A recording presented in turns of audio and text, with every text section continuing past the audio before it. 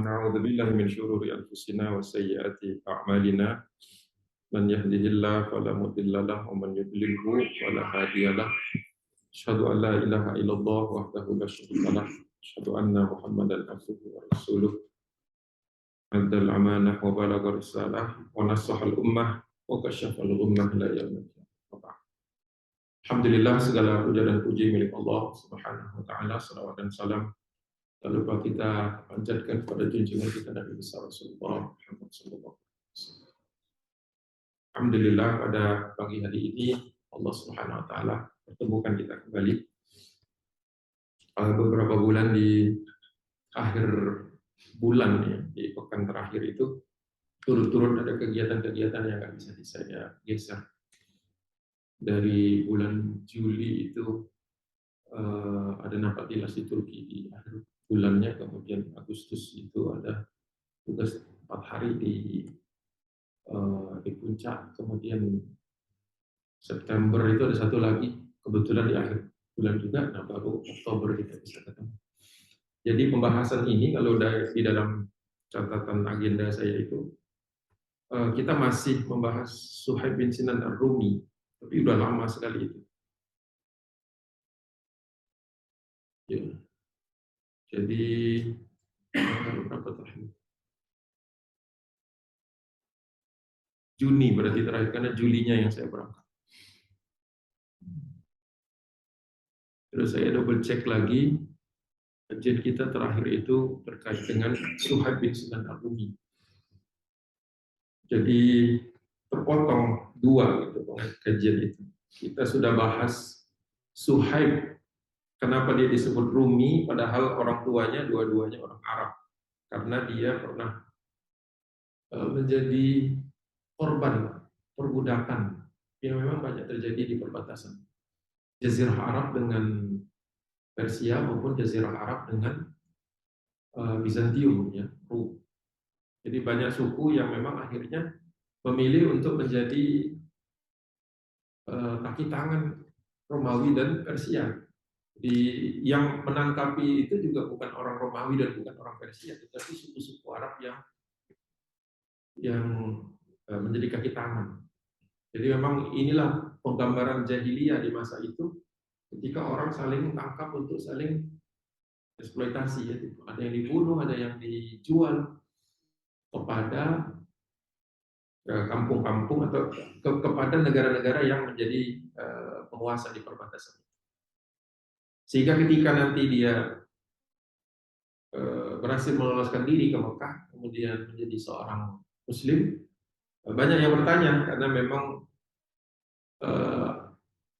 jarang ada orang yang Arab yang survive menjadi budak dan terus meloloskan diri. Ketika dia ditanya tentang dirinya dan pengalaman hidupnya, wa kana yaqulu fi nafsihi inna mujtama'an kahadha, sesungguhnya masyarakat seperti Bizantium itu yang saya jalani, yang saya rasakan hidup bersama mereka sebagai budak mereka itu, la yutahhiruhu illa tufan, tidak mungkin diperbaiki lagi. Jadi peradaban yang sudah melampaui kemungkinan dibenarkan lagi. Sehingga untuk membersihkannya, makanya menggunakan asal kata yutahhiru, la yutahhiruhu, tidak mungkin peradaban seperti itu, sekeji itu bisa dibersihkan illa tufan, kecuali dengan angin topan.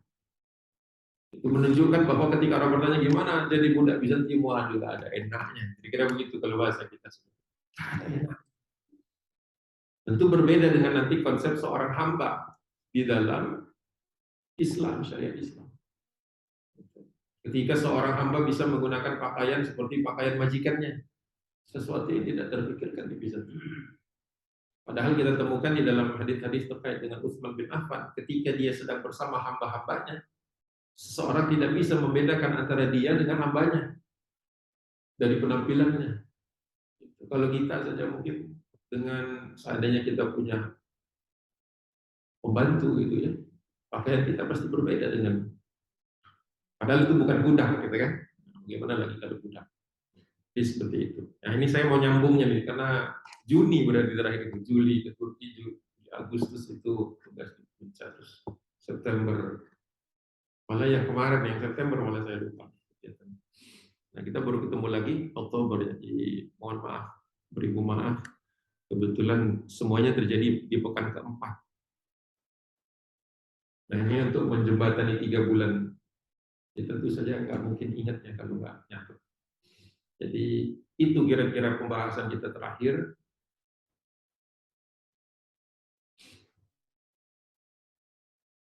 Kemudian setelah dia sampai di Mekah, nah di sini nih, ketika sampai di Mekah, Suhaib ini, waqad halafa Suhaibun sayyidan min sadati Makkah wa Abdullah bin Jud'an wa tafiqa ya'malu bit-tijarah. Fadarrat alaihi al-khair al-wafir wal mal al-kathir. Nah, ini ingat-ingat saya itu catatannya enggak lengkap, tapi inilah kurang lebih kalimat terakhir yang kita bahas. Jadi setelah dia berhasil meloloskan diri ke Mekah dengan segenap upayanya, Suhaib kemudian bekerja untuk salah seorang sayyid dan seorang tokoh gitu ya, di antara tokoh-tokoh Makkah orang Quraisy yang bernama Abdullah bin Jud'an. Nah, Abdullah bin Jud'an ini kalau yang pembaca-pembaca sirah kita masih ingat dulu pernah bikin acara di kenduri besar ketika Rasulullah masih kanak-kanak. Dan Rasulullah itu ingin sekali datang kepada acara perhelatan acara ini. Itu hadisnya di dalam kisah Asbabul Wurud dari kisah. Tadi ada breakthrough. Pastikan kita sudah ketemu. Baik, nah sekalian tadi alhamdulillah karena breakthrough kita ketemu kalimatnya. Wa qad zadahu haninan ila biladil Arab fawqa haninihi. Ya. Hanin itu aspiration, keinginan, wish, cita-cita. Jadi salah satu di antara cita-cita atau keinginan tinggi dari Suhaib bin Sinan ini adalah kembali ila biladil Arab. Kembalinya ingin ke tanah orang Arab. Fawqa haninihi, di atas keinginannya yang lain. Annahu sami'a kahinan, karena dia pernah mendengar seorang pendeta ya min kahanatin nasara, dari kependetaan Yahudi, pendeta-pendeta, salah seorang inilah pimpinan pendeta, yaqulu li sayyidin min asyadihi, sering berkata, sering mendakwahkan, sering menyampaikan kepada tuan-tuannya dia. Dulu jadi budak itu tuannya banyak, bukan cuma satu. Apa perkataannya? Laqad atalla itu sama dengan tohar, akan datang. Laqad atalla zamanun, akan datang suatu zaman yakhruju fihi min Makkah. Ada yang mengatakan di dalam matan yang lain disebut ya min biladil Arab, ya, min Makkah, dari Mekah, fi jaziratil Arab nabiyyun yusaddiqu risalata Isa ibni Maryam. Gitu konteksnya itu. Jadi apa namanya, pendeta tadi berkata kepada pemuka-pemuka, mungkin juga lagi dakwah nih, kita nggak tahu konteksnya kan, itu beda milieu, beda era. Dia mengatakan sudah akan datang, mungkin juga dia sedang mengingatkan kepada orang-orang Quraisy, kepada orang-orang Bizantium ini, kalian berhentilah dari maksiat ini, karena akan tiba nabi, dan nabi ini tibanya bukan di kampung kalian. Waktu itu perspektif kenabian ya, itu adalah kalau dia diturunkan di bangsa yang bermusuhan dengan bangsa ini, ibaratnya kalah, sudah dijamin kalah. Kalau nabinya turun di sana, ya kamu yang kalah. Kalau dia turun di sini, dia yang kalah. Gitu. Pemikirannya itu seperti itu. Jadi akan datang nabi yang yusaddiqu risalata Isa bin Maryam. Karena orang Bizantium kan tahunya Jesus. Nah, dia menggunakan istilah Isa. Membenarkan datang nabi ini bukan sembarang nabi, bukan imposter, bukan seorang pembual, pembohong. Tapi orang yang memiliki sanad keilmuan, sanad tauhid, kalau boleh katakan begitu, langsung dari Allah Subhanahu wa taala. Sama dengan Isa bin Maryam, wa yukhrijun nasa minadh-dhulumati ila nur. Bahasanya itu familiar dengan kita. Akan mengeluarkan orang, menyelamatkan orang dari kejahiliyah, kegelapan jahiliyah, kepada nur Islam. Islam itu selalu identik dengan nur. Ya, selalu identik. Makanya orang yang berdakwah itu kan sirajam muniro, menerangi jalan seperti pelita. Makanya orang yang kuat tauhidnya, kuat keimanannya itu tidak ada jalan gelap buat dia. Sekalipun di malam hari. Sedangkan orang yang tidak beriman itu semuanya gelap walaupun di siang hari. Jadi hati-hati kita dengan ini. Kenapa ada orang yang kadang-kadang sesat terus nggak ketemu-temu jalannya? Karena siang hari pun gelap hakikatnya buat dia. Orang yang beriman di tengah gelap gulita, dia selalu punya petunjuk, yaitu udah kita Al-Quran. Udah linnas wa bayyinatin minal huda wal furqan. Sekaligus bukan hanya itu pembeda. Nah itu jadi puas saya udah ketemu. Tadi cari nyelip dia. Nah setelah dia pulang kembali kepada dia sudah pulang dalam salah satu bisnis trip ya. Jadi returning to Makkah from one of his usual business trips. Oh gitu. Diterjemahin enak. Dr. Abdurrahman Rahman Pasha ini nyusun bahasa Arab itu saking nikmatnya, saking bagusnya jadi nyusunnya itu kalimat-kalimat yang keluar dari dia bukannya. Itu kita nerjemahinnya ke bahasa Inggris enak. Paling translationnya itu clear cut, enak gitu menurut saya. Jadi nikmat, baca itu pun nikmat. Kalau kita kadang-kadang dengarnya nikmat, ada yang bacanya jadi nikmat, enak. Sampai kita review lagi bacaan. Faqila lahu inna Muhammad ibn Abdullah qad bu'itha wa qama yad'un nasa ila al-imani billahi wahdah wa yakhudduhum 'ala al-'adli wal ihsan wa yanhahum 'anil fahsya'i wal munkar. Wa qala alaysa huwa alladhi yulaqabunahu bil amin? Wa qila lahu bala. Jadi setelah satu hari ketika dia kembali dari salah satu perjalanan dagangnya dia, orang berkata, Suhaib. Jadi ini juga sudah mengatakan bahwa fakilah ketika ada orang mencari dan mengatakan kepadanya, wahai Suhaib, ada Muhammad bin Abdullah, mengatakan dia sudah diutus. Logiknya tuh begini, kita baru pulang dari sebuah perjalanan bisnis. Harusnya orang yang datang kepada kita itu bicara tentang bisnis dong. Ya kan? Kenapa bicara tentang tauhid? Kenapa bicara tentang al-iman? Kenapa bicara tentang faith? Berarti teman-temannya tahu bahwa Suhaib ini walaupun dia seorang bisnis tapi pencari kebenaran. Kan orang itu nelpon kita, memessage ke kita, ngirim WA ke kita, ngobrol sama kita itu hal-hal yang orang tuh tahu kita seneng kan? Misalnya kita sama-sama suka goes misalnya. Pasti pembicaraannya ada tren baru gitu. Ada fun bike gitu kan. Kalau kita seringnya itu kumpulnya di perpustakaan, itu ada manuskrip baru. Ya. Jumat kemarin Dr. Annabel Tenggalop membahas manuskrip Islam yang ada di British Library. Tidak mungkin lah sembarang orang nyampe ini kalau Anda tidak punya interest di situ. Ada pengajian si Ustadz ini, Al-Mukarram ini. Kenapa? Itu karena orang yang menyampaikan pesan kita tahu, kita pasti punya ketertarikan di situ. Kecuali itu blast biasa gitu kan. Kalau blast itu kan biasanya bahasanya pun tidak customized kan, bahasanya itu bahasa yang umum kan. Hadirilah, itu kalau kata kalimat di atas hadirilah kita nggak dianggap sebenarnya. Tapi Assalamualaikum Pak Agung, kenapa nih ada apa? Ada pengajian ini dong. Nah, itu lain tuh dengan hadirilah. Oh capek Ustaz kalau satu persatu jamaah di sini disebut namanya. Antum mau ngajak atau mau sebentar sambil lalu pekerjaan?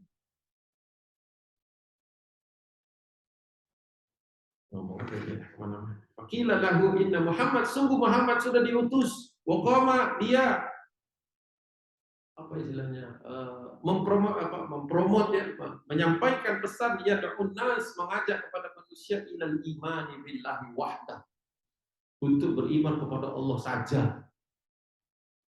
Itu terobosan waktu itu, breakthrough. Ketika orang menyembah begitu banyak ilah, tiba-tiba ada orang yang ngajak nyembah satu aja, dan yang satu itu pun tidak ada patungnya.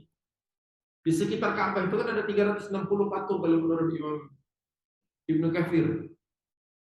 360 asnam berhala. Bingung kita mau berangkat bisnis mana berhala? Oh yang ini. Udah nikah lama nggak punya anak-anak, aslinya ke Isa. Bisnis ambruk terus ke sini. Jadi untuk semua masalah ada berhalanya. One stop berhala service. Anda datang ke Mekah waktu itu, mau Anda punya masalah apa? Punya masalah asmara, ini berhalanya. Anda punya masalah bisnis, ini masalahnya. Anda ngaji nggak ngerti-ngerti, enggak pakai berhala kalau gitu. Kata 14. Jadi ketika waqama yad'un nasa ilal imani billahi wahdah, isi berarti menarik ini. Konsep apa pula ini?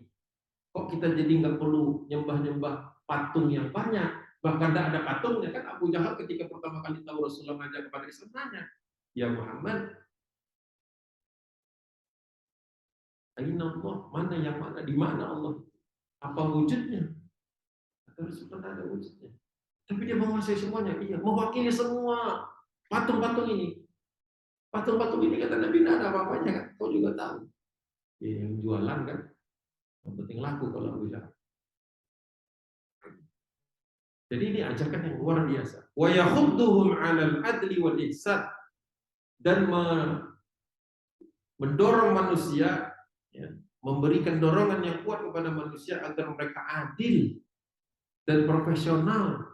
Kenapa? Keadilan dulu itu susah didapatkan. Kalau Anda orang lemah punya kasus dengan Quraisy pasti kalah. Ada konsorsiumnya yang ngatur itu, beres. Gak bakal kalah kalian kalau sudah Quraisy. Nah, ada konsorsium, itu asumsi saya. Kalau bahasanya begitu. Wal ihsan, profesional. Kenapa? Karena dulu orang biasa saling tipu bisnisnya. Biasa yang namanya, itu bisa dilihat dari hadis yang terkait dengan Rasulullah ketika diangkat jadi yang mengurusi bisnis Bunda Khadijah. Waktu pulang itu Rasulullah SAW beda dengan orang-orang lain. Kalau orang-orang lain itu berhenti dulu di luar kota Mekah, ngurangi bawaan, dianggap ini katakanlah hilanglah di jalan, baru masuk, nanti dapat bagian lagi, jadi dapat dua bagian, yang halal sama yang haram. Rasulullah SAW itu digambarkan oleh Maisarah, nggak berhenti di mana biasa orang berhenti, langsung ketemu Bunda Khadijah ngasih tahu ini keuntungannya. Kata Maisarah, tidak pernah ada orang di mana ketika orang dulu semuanya kalau nggak culas itu nggak maju. Rasulullah mengajarkan nggak perlu ngambil. Ternyata betul, sampai di sana Bunda Khadijahnya kan ngasihnya 2 kali lebih banyak. Jadi dapat 2 bagian juga, tapi halal dua-duanya. Bapak-bapak kan pasti senang kalau 2 terus halal kan? Senang. Daripada 1. Bisnis. Antum jangan kemana-mana. Fokus. Kajian kita Suhaib bin Sinan Ar-Rumi. Kita ngomongin yang lain. Tadi saya katakan, kalau yang culas berhenti di luar, turunin sebagian perdagangannya. Nanti tinggal laporlah, oh ya di jalan disabot orang lah, di apa gitu, atau dijatuh lah.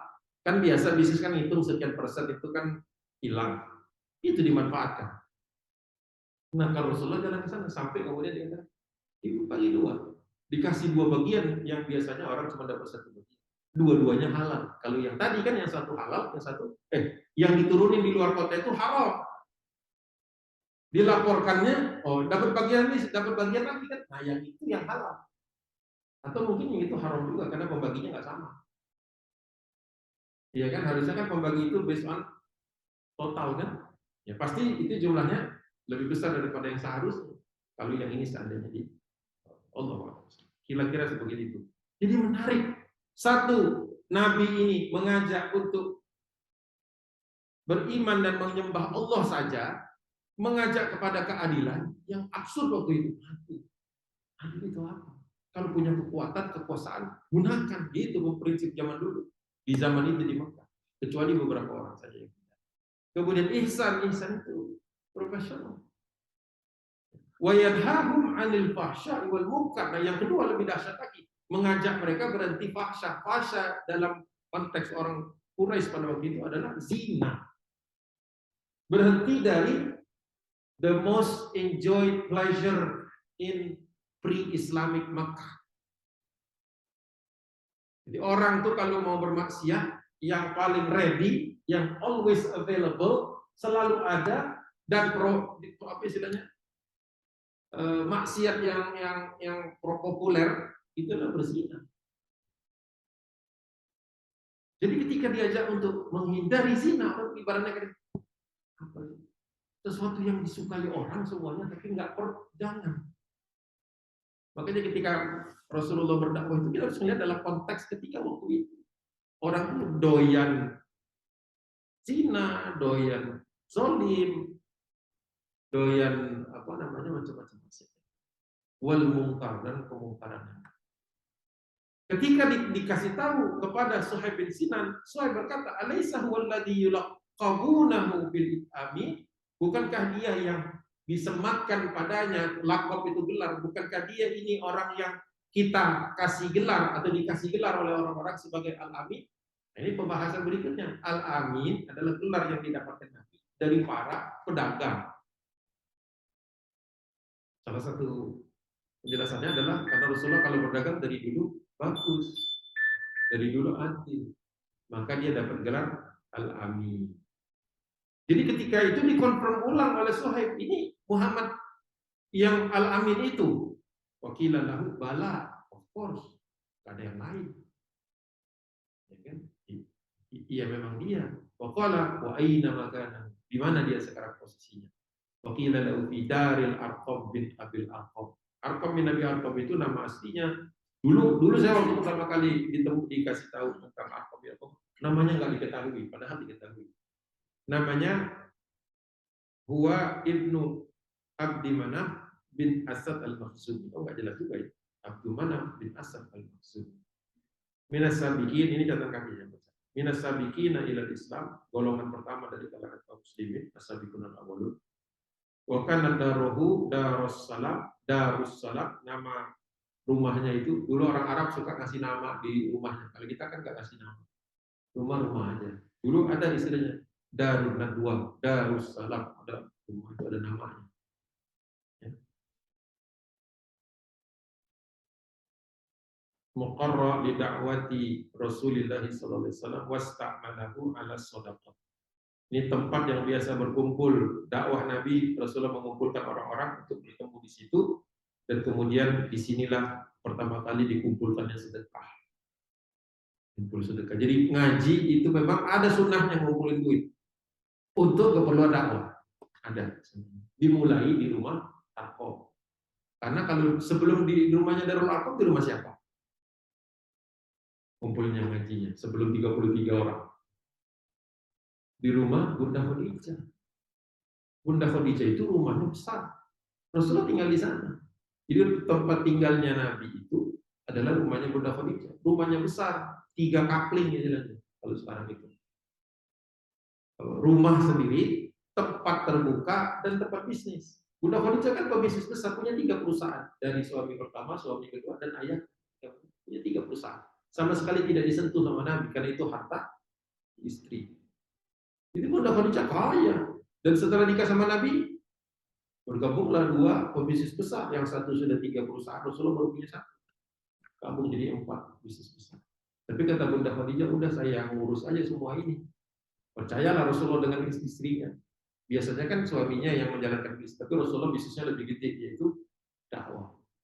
Tapi sudah jadi Rasulullah bukan zero gitu, bukan berarti hanya membawa 0, tapi membawa perusahaan dan bisnis. Itu sempat jalan cukup lama. Begitu. Dan waktu di rumah Bunda Khadijah tidak ada mengumpulkan infak sedekah. Semuanya di cover sama Bunda Khadijah. Makanya Rasulullah itu sering ketika Bunda Aisyah cemburu kepada Khadijah, kata Nabi tidak wajar kalau cemburu kepadanya.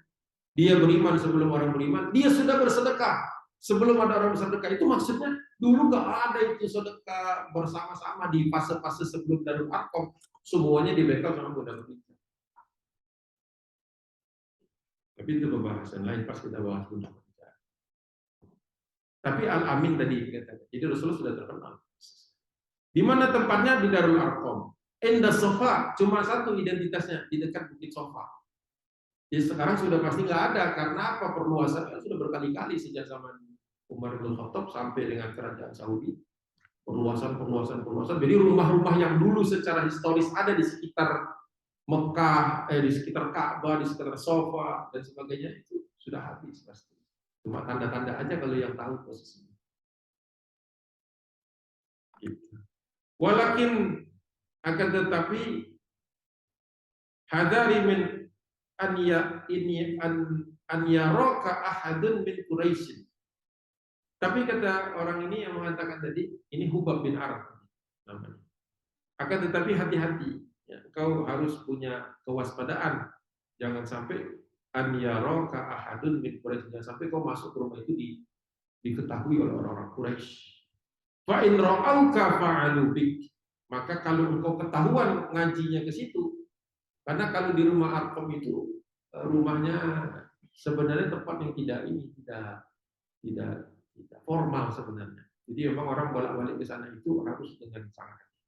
Kalau sampai orang tahu, maka akan menimpa padamu ya intimidasi dan seterusnya.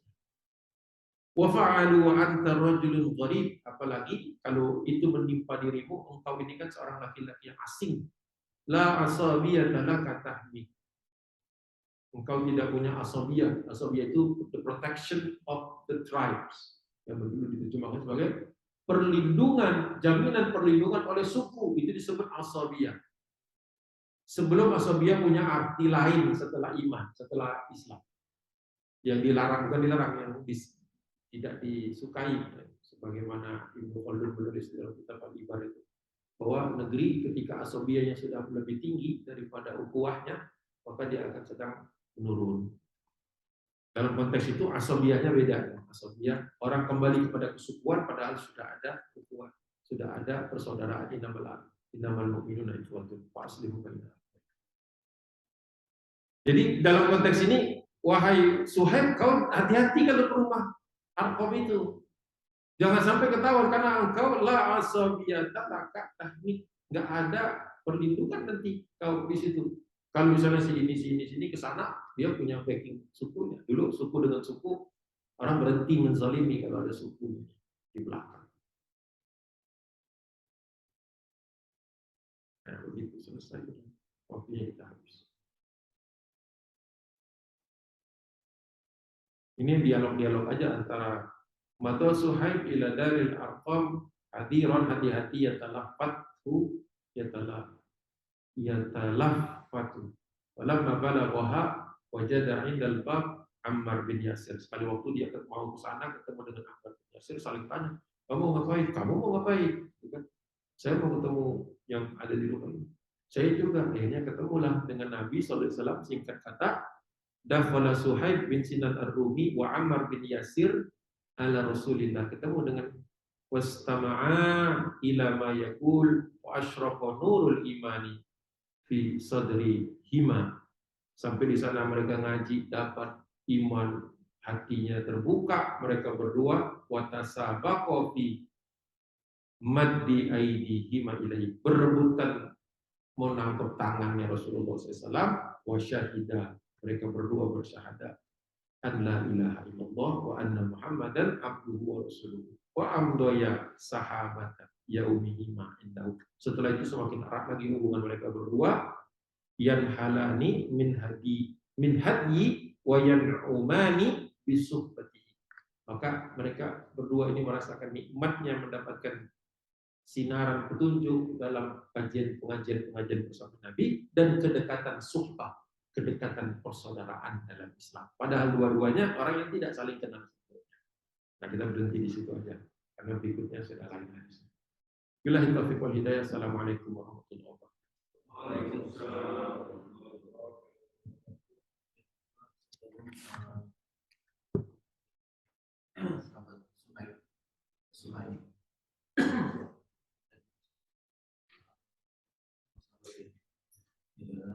Niagarnya baik.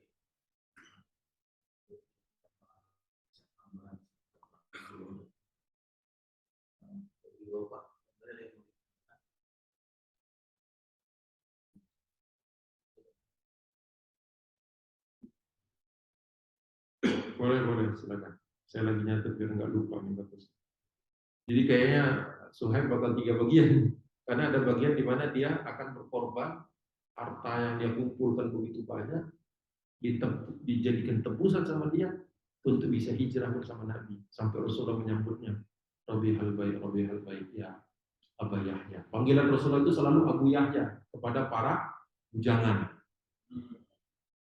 Jadi kalau Rasulullah memanggil, ya Aba Yahya, nggak usah tahu itu pasti bujangan. Bukan berarti Suhaib punya anak namanya Yahya. Itu kebiasaan Nabi memanggil orang-orang yang bujangan. Ya Aba Yahya. Wahai Bapak kehidupan. Ya, silakan.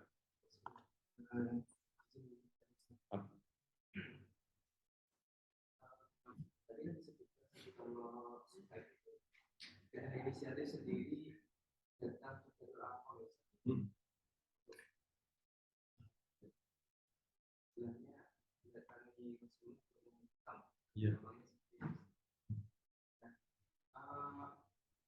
ketika itu kalau yang lainnya masih pengetahuan itu diajak secara langsung ya dengan jadi apakah pendidikan atau istimewa atau bahkan kalau orang sekarang jangan-jangan curiga ini siapa nih tiba-tiba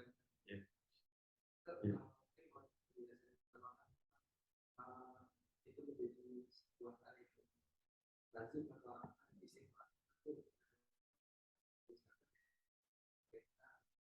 masa-masa awal itu tidak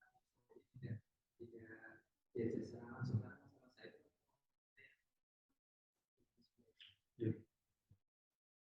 bisa memakan. Ya betul, pertanyaan yang masuk akal, logis. Bahwa kok bisa yang lain itu diundang by invitation, kalau yang ini datang istilahnya gerbek gitu. Apa istilahnya? Kan ada yang diundang datang karena memang sudah kenal, ada juga yang datang karena penasaran ingin tahu. Nah, penjelasannya di mana? Jadi ketika dakwah sirriyah dengan jahriyah itu para ulama sepakat kurang lebih 3 tahun. Kurang lebih 3 tahun di Mekah itu dakwah secara tertutup, selektif, by invitation gitu. Kalau nggak kenal ya nggak bakal ketemu. Tapi ada juga transisi di antara 3 tahun itu sebelum Rasulullah SAW diperintahkan Allah fasda bima tu'maru wa a'rid 'anil musyrikin.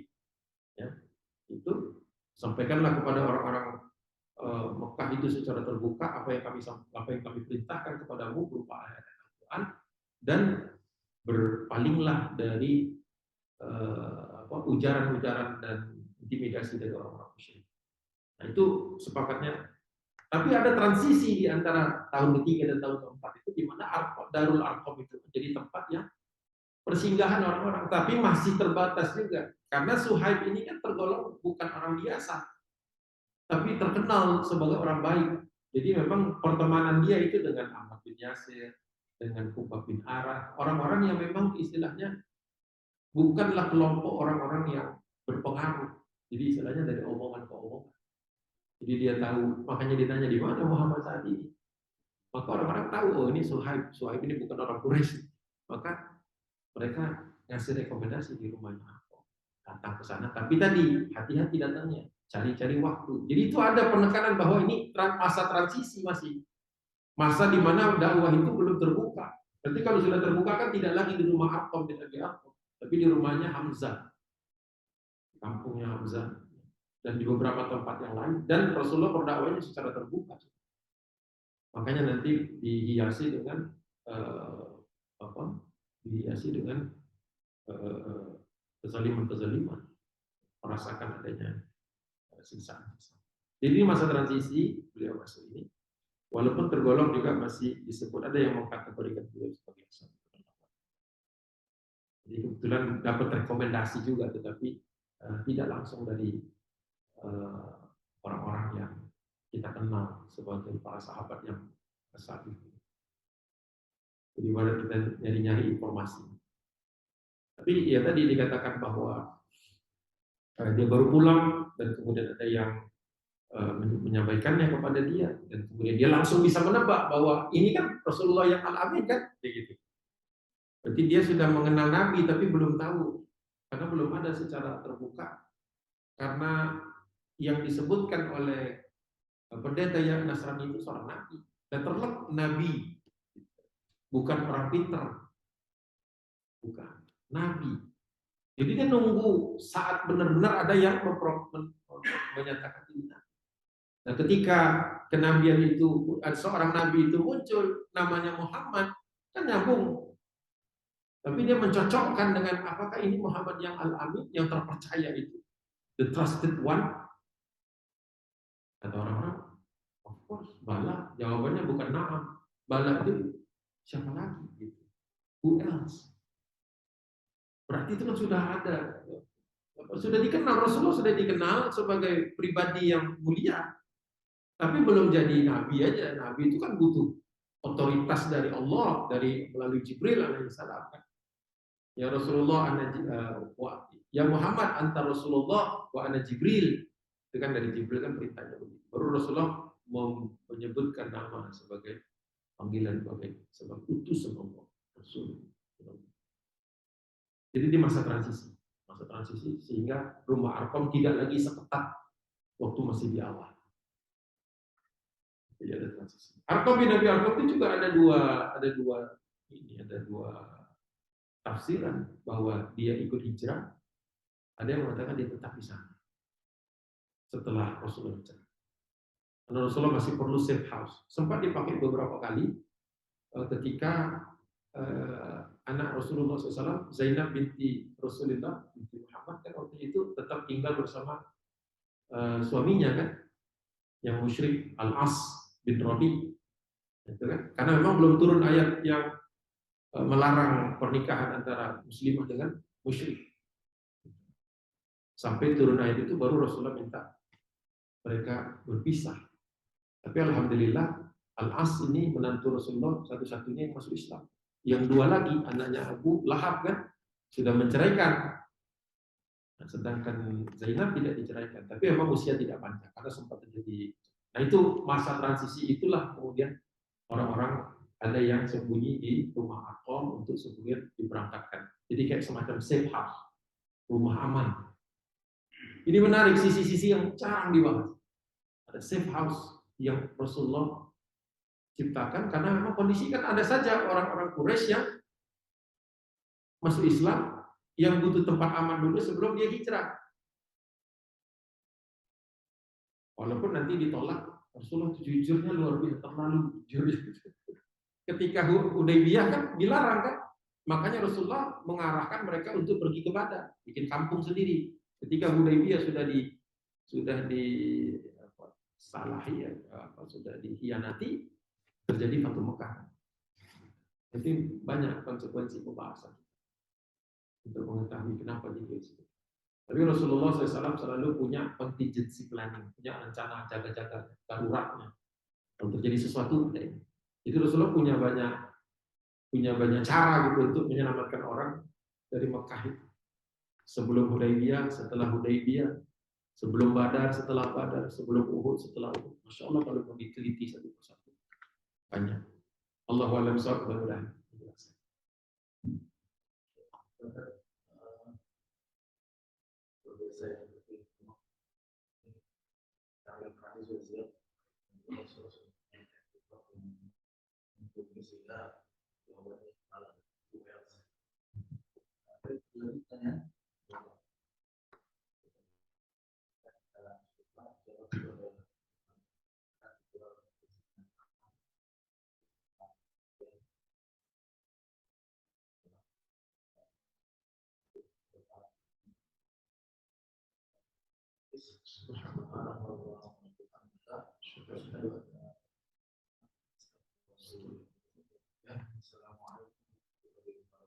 Waalaikumsalam warahmatullahi wabarakatuh.